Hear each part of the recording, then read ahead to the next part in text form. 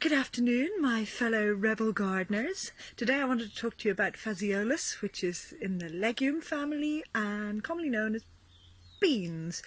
So I was inspired to talk to you today about beans because this friend of mine, let's call him Don Roberto, described beans the other day as being the perfect quarantine food for the single.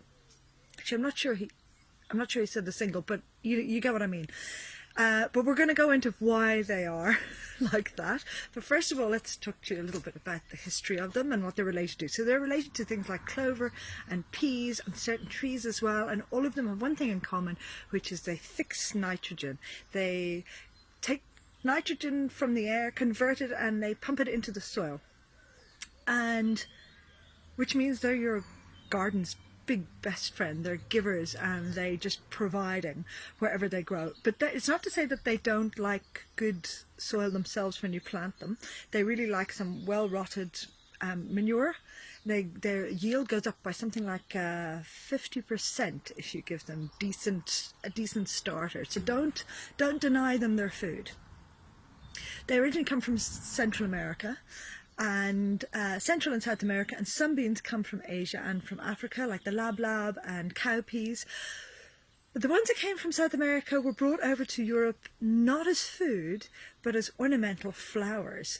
The scarlet runner beans, which have these incredible, beautiful red flowers, were brought over to make nosegays. People don't make nosegays. They don't call them nosegays anymore. And put in ladies' hair and whatever.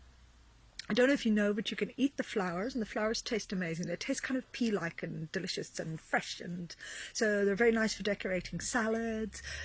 But don't eat the flowers if you want loads of beans, because obviously the bean then turns into the flower then turns into the bean.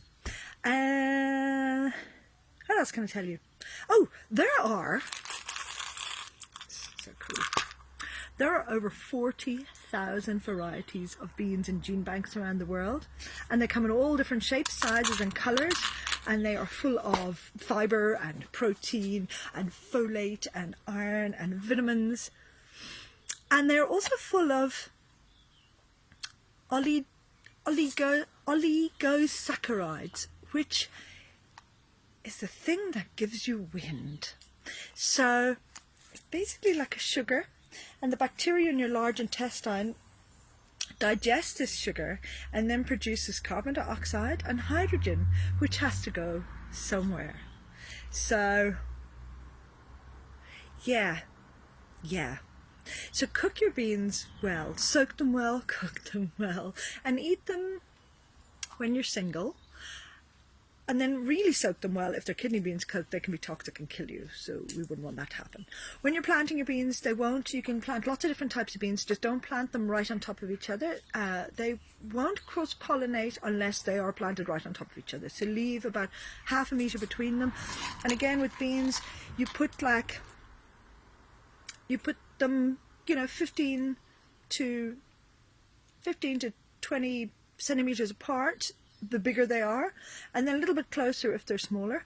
And obviously if they're runner beans or climbing beans, you need to give them really decent support. So give them a fence to climb up, poles to climb up, stuff to do their thing, and they will really love it. They will scramble up. They like mostly full sun, but they like a deep watering every couple of days, and they are just fabulous. You do get a few issues with slugs, but you can use your eggshells or put a bit of oatmeal, I've heard out, or put the plank down and turn it over every morning for your robins or your birds to eat. When you collect your seeds, wait until the pod is crispy dry. You'll hear that crack, it's really satisfying.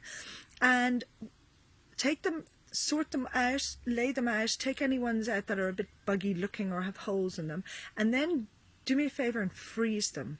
Don't just leave them in a jar, because the weevils that are inside them will eat their way out. And if you don't freeze them for 3-4 days, you can even freeze them up for a week or two, the weevils will start to get busy and have a weevil party, and you will open your jar and there'll be dust and bugs, and it's gross, believe you me, I've done it. So yeah.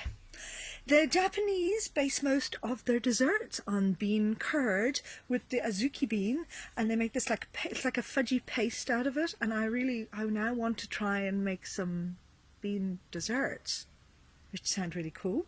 They boil them up with sugar and water, and then they sort of make them into this delicious bean paste curd stuff. And finally, I'm going to leave you with a little